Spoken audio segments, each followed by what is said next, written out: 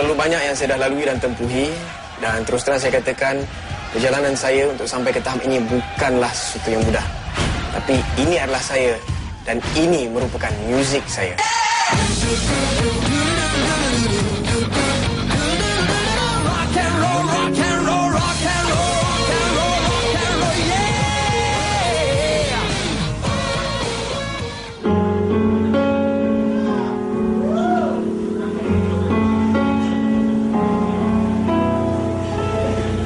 I grew up abroad during my early years, and I went to school in England from 1980 till 1986.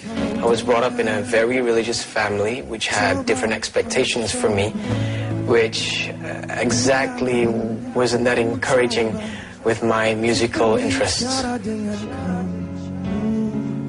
He's not so much going to be a singer, isn't it? I think he likes music, but I cannot imagine him performing, especially knowing him. People come up to me and tell me how I actually look very confident on stage, but they don't actually know that I very timid, masih kecil-kecil loh.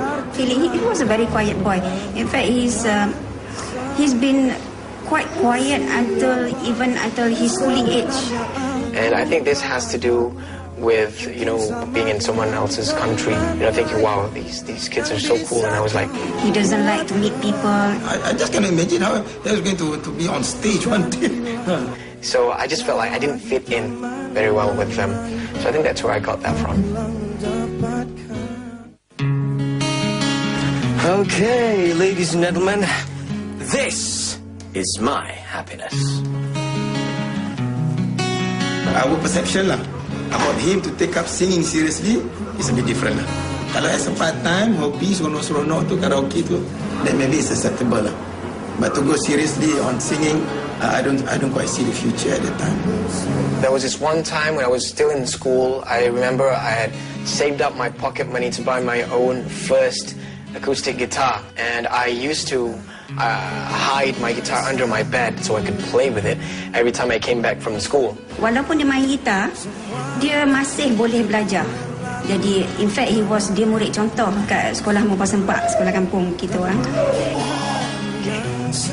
And then, bila dia masuk ke Form 3, dia punya performance dekat kelas, dia ponteng sekolah.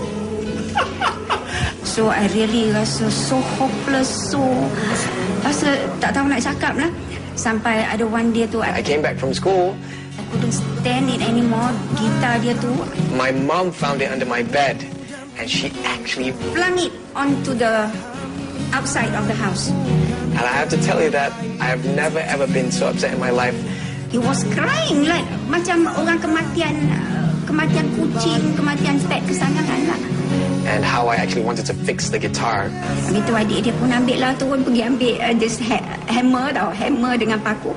So dia repair balik. But it was actually impossible. I thought that would stop him, but in fact led me to run away from home. And I still remember it was for about 1 week. In the end, teacher dia pergi track him down, and then teacher dia pujuk dia, baru dia balik. So apa orang kata, once your son or your daughter has decided on what he wants to do, just go along with it. But just be there to be with them. Just be behind them so that they are guided. Itu aja.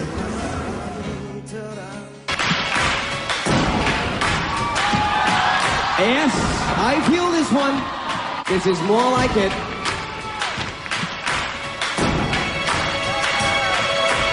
Buddy, you're a boy, make a big noise, playing in the streets, gonna be a big man someday.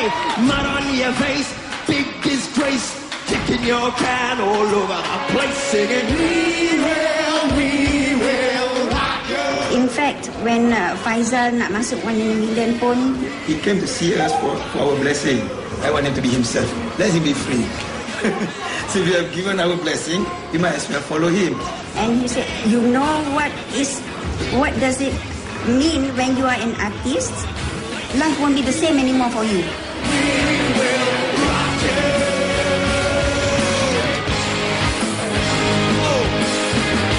May I have everyone's attention here? If you guys are not like the people over here, you're gonna have to And it was during One in a Million that I came to terms with myself and overcame my personal issues. And I still remember very clearly how during that One in a Million grand final night, though at the back of my mind I knew that most probably Suki was going to win, I just wanted to go up on stage and do my thing, and I stayed true to myself.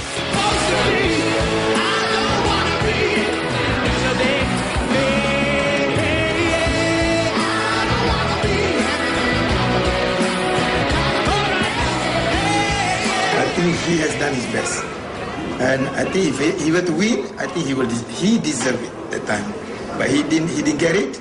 Then maybe there's something else. But I don't think that he can sing all his life.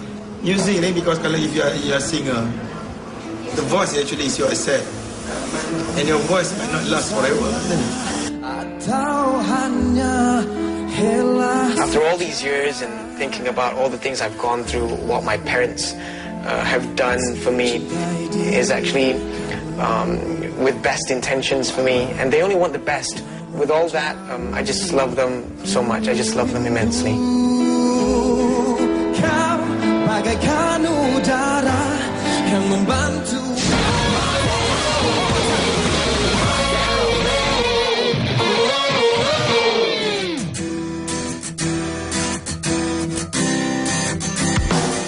For the past year, people have known me as a singer.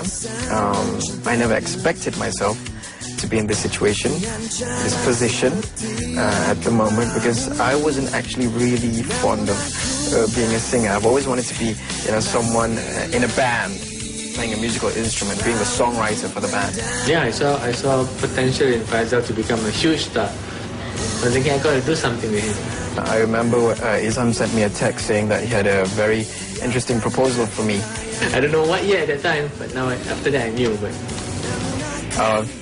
I couldn't think properly at that time, 6 in the morning, and I was still drained up from the grand final thing, tired. I didn't know he was up. I thought he was just gonna wake up and then see the SMS. So I did give him a call, and he explained how he actually wanted to pull me on board into his new recording label, which was Monkey Bone. It was like a dream come true. I've always wanted to work with Izam since his Positive Tone days, because I think there was this certain something about him that I could,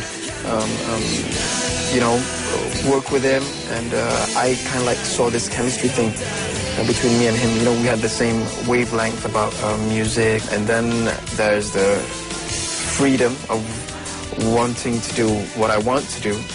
Oh yeah, but I always meant musically. He actually put his faith in me to do this album on my own with Audi.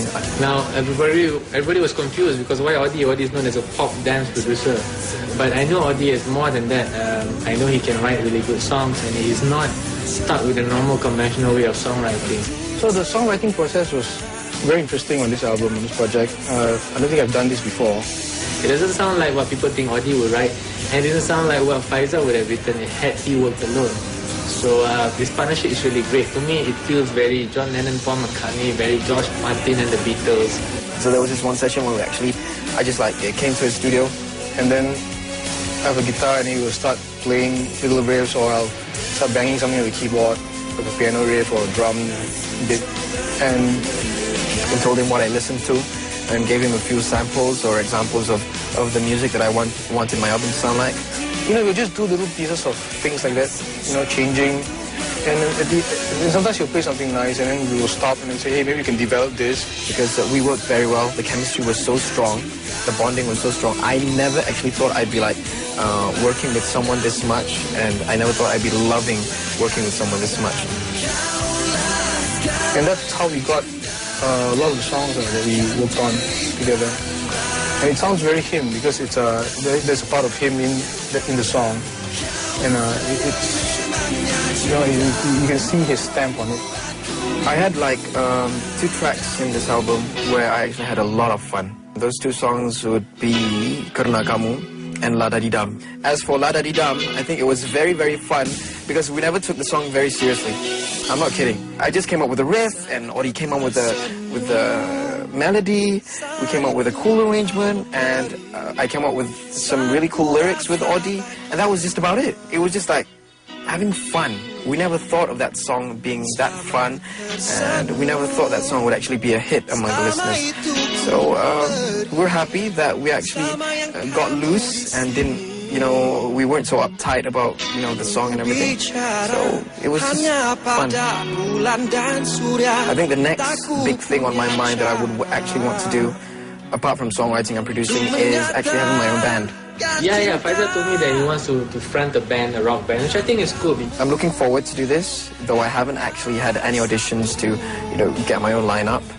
So having to perform on stage without your own band, it's not that cool to me, you kind of like get a bit bored sometimes. Because when you have a band, there's dynamics that you work with band members and you feed off each other and you become better. Like for instance, Chris Daughtry did a pretty cool move. He made the right decision to actually have his own band, and they had Daughtry. So I'm thinking maybe if I have my own band, I'd call it Tahir.